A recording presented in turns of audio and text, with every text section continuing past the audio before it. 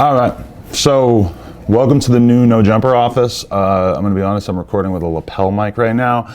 I prefer to have a little mic in my face so I can get better audio quality, but this is what we're working with for the time being. Also, still on my laptop, not on this fancy new computer.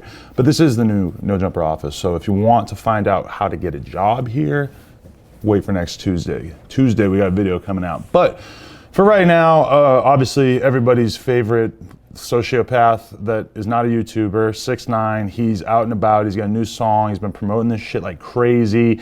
It's out. The video's out. It features Bobby Shmurda, and it's really good. I'm gonna be honest. Yeah, it's like really catchy. It's already doing ridiculously well on YouTube. He's been sort of seeding the stupid is how I would have spelled it, T-H-O-O-P-I-D, slang term for a while now, and he's also kind of using this to show that the previously reported Bobby Shmurda beef is apparently not a thing. There's this whole long extended intro. I'm going to be totally honest with you. I don't know who Young Gordon is. I don't know what Take Money Promotions is all about. DJ Lethal gets a shout out. I mean, even Genius says DJ Lethal is a Latvian American turntablist, but from my position, I know him as a member of the groups House of Pain and Limp Bizkit.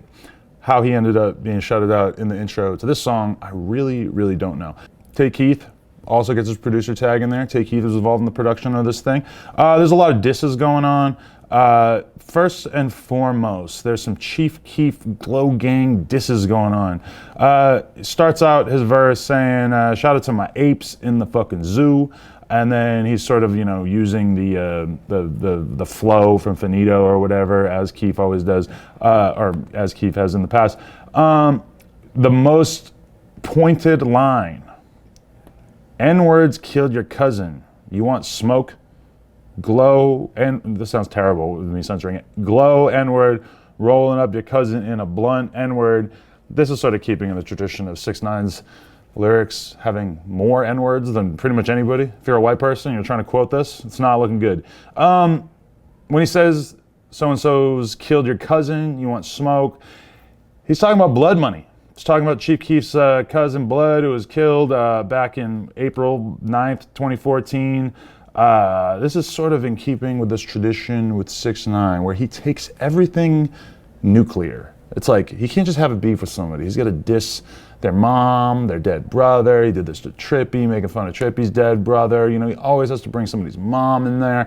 6ix9ine is operating on a philosophy where it's essential for any and all beefs to be taken to their maximum possible level. He will always say something that essentially makes it impossible for the beef to just get squashed. Because, you know, from my perspective, from a lot of people's perspectives, once you say something about somebody's mom sucking your dick, and he always says this in very like literal terms, like, no, your mom can suck my dick, or you can suck my dick with your mother's lips.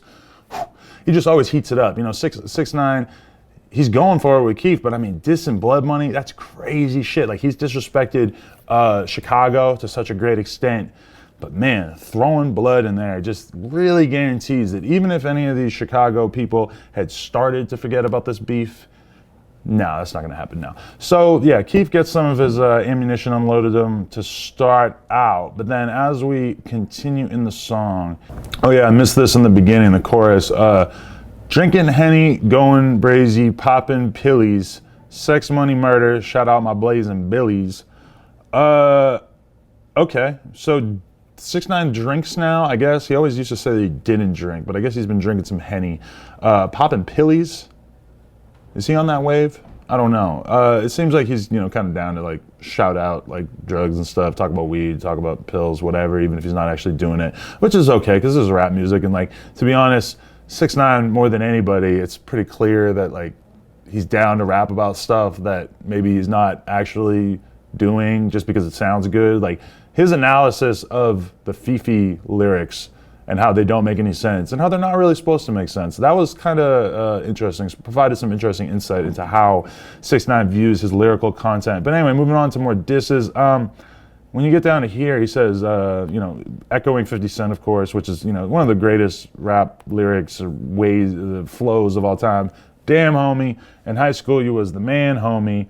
What the fuck happened to you? It's like, okay, he's not dissing 50, but then he says, I'm just saying, homie, now you smoking black and mild, smoking reds, homie. Okay, so he's talking about Trippie here, because, you know, Trippie's been caught on camera, or he's just always smoking black and milds, and I guess Marlboros as well, in his videos, since he's on probation, so he can't smoke weed. I don't know, like, is this really like that serious of a diss? I don't know. It's not like Trippie knows he's smoking black milds and smoking reds. I guess he didn't say Trippie's name, so it's like not as pointed of a diss. In the past, he said a lot worse things about Trippie and Trippie's associates, so I don't know. For some reason, he's still got to bring Trippie up, but then he lets him off light. Doesn't really say anything too crazy. I mean, right after that, he says, tell him to shut up, suck a dick, tell him fuck him, I'm the shit. Okay. Next up, that N-word Ebro, he a bitch. Just another old N-word on a young N-word dick. Whoo. So the beef with Ebro apparently started because, you know, 6ix9ine was trying to go to the Summer Jam or whatever, which to me, it's kind of crazy that he wasn't booked on that in the first place. He's clearly the hottest rapper in New York, aside from Cardi maybe. And, you know, they didn't even try to book him. They didn't want him anywhere near there. I don't really understand. I mean, to me, it's like, yeah, politics come into play and everything. But if you're like the big radio station in New York and you're not going to at least try to book like the biggest rapper right now in New York, I don't know. I mean, I guess I kind of understand sticking to your principles on that one. But at the end of the day, all these kids want to see 6ix9ine at that, you know? And me and him don't have the best relationship. I haven't talked to him in mad long. I'm sure he doesn't care for me. But from my perspective, it's like if you're trying to run a big show and you have the option of booking somebody like 6ix9ine, you should probably go for it. But anyway, 6ix9ine tried to just show up unannounced.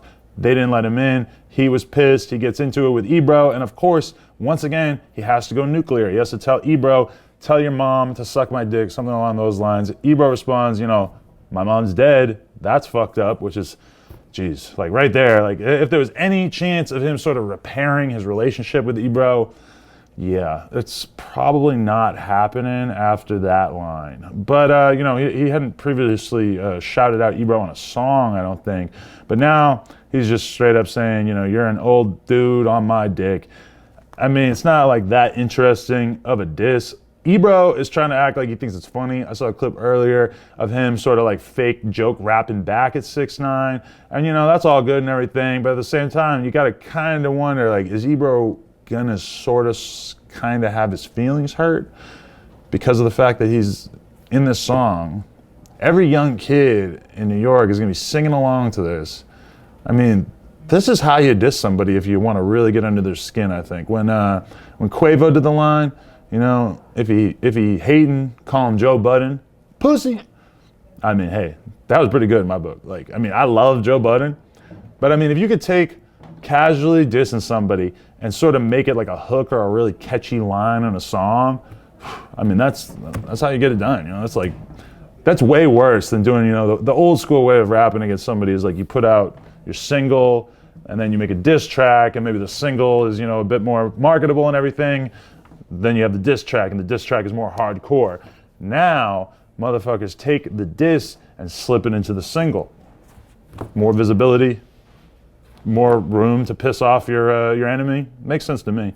Anyway, he ends that verse doing some more, you know, free Bobby, free Rowdy, blah, blah, blah, shouting out the GS9. And then you go into the Bobby Shmurda verse. Now, spoiler, if anybody's heard it, it's like a jail verse. He didn't like unearth an old verse or anything like that. But, I mean, we could just quote the whole Bobby one. It's like straight off the phone. She give me neck till I burst out. She use her teeth, she get cursed out. And all these suckers with they fucking feelings always got these bitches with they purse out.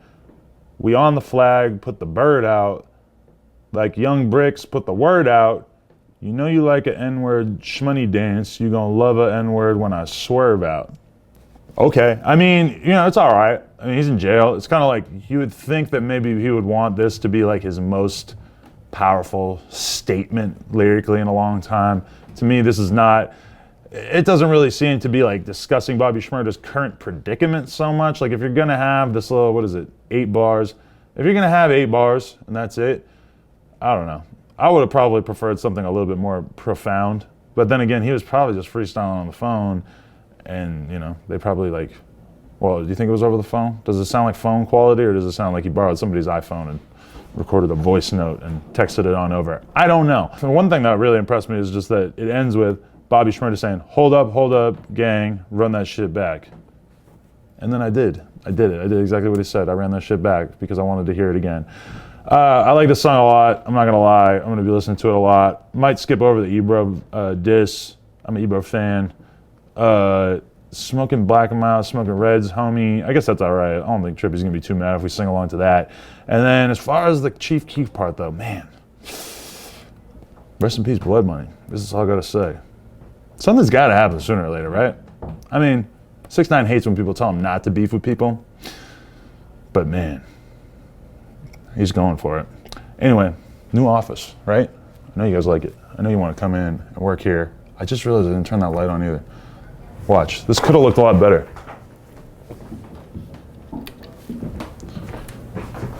It could have looked like this the whole time. It's a little bit better, huh? Shout out my boys, Wicked Thoughts. Got a little something coming soon from No Jumper. NoJumper.com for all the products. If you got any thoughts about this song, drop them down below. Peace.